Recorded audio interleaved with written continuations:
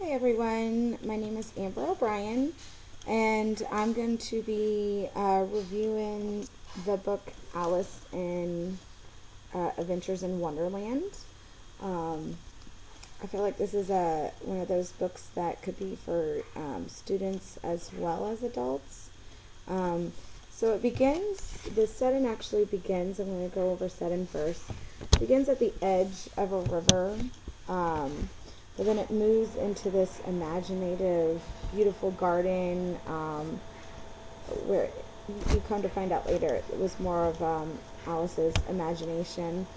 Um, so um, on the first page, it kind of grabs our attention because it talks already about how Alice is bored and she is looking for a more fun and exciting place to be, or even with pictures. It wants pictures. So on page 1, the opening sentence states, Alice was beginning to get very tired of sitting by her sister on the bank, and of having nothing to do. Once or twice she had peeped into the book her sister was reading, but it had no pictures or conversations in it. And what is the use of a book, thought Alice, without pictures or conversations?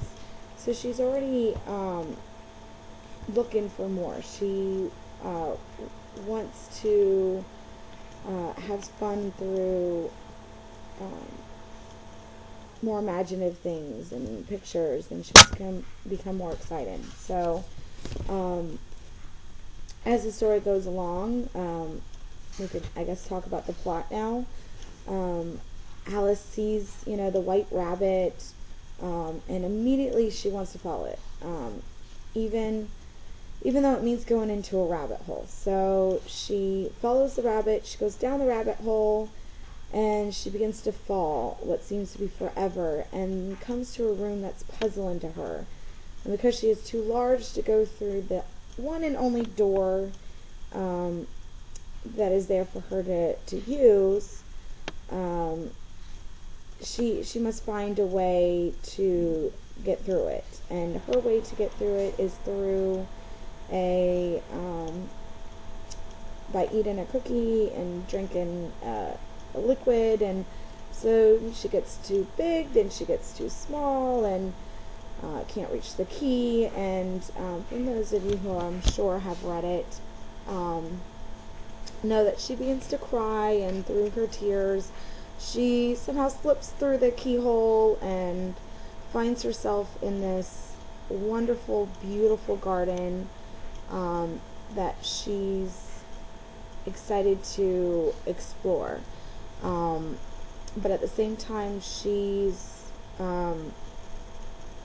meeting new animals, and she's confused because the animals are now talking, and flowers. And so that is really how the plot really begins, and keeps going on from there. So some of the characters that Alice encounters throughout her story, or of course Alice herself is one of the characters, but of course the white rabbit, which she follows down the rabbit hole. Then we have the Queen of Hearts, which comes later in the story. She's a real conflict.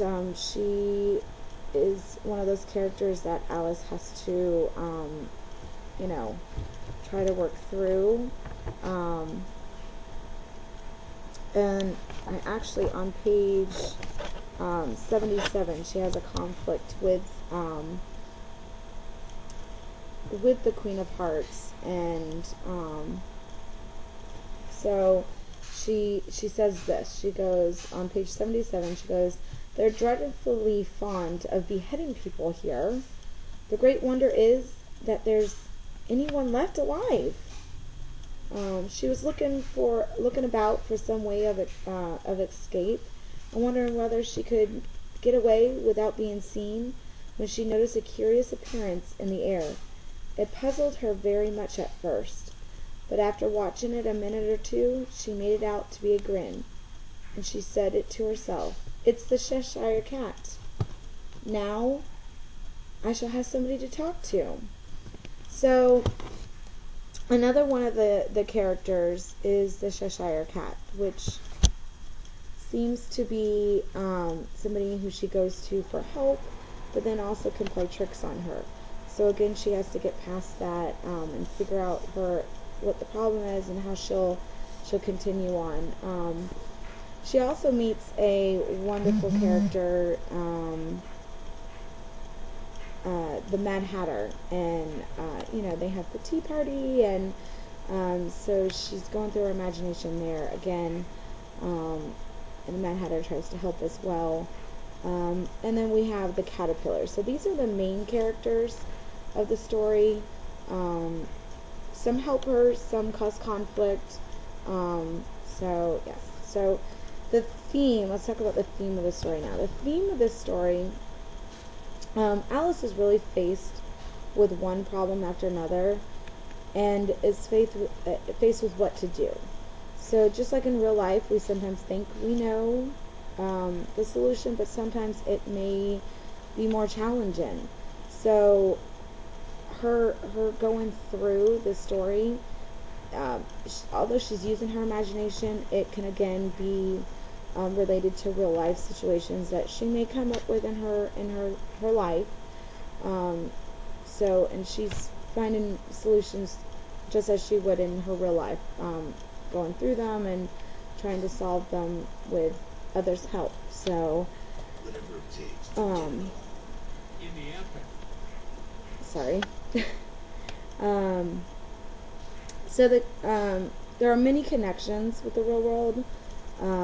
As little kids, we use our imagination to explore a world that that may not otherwise be possible.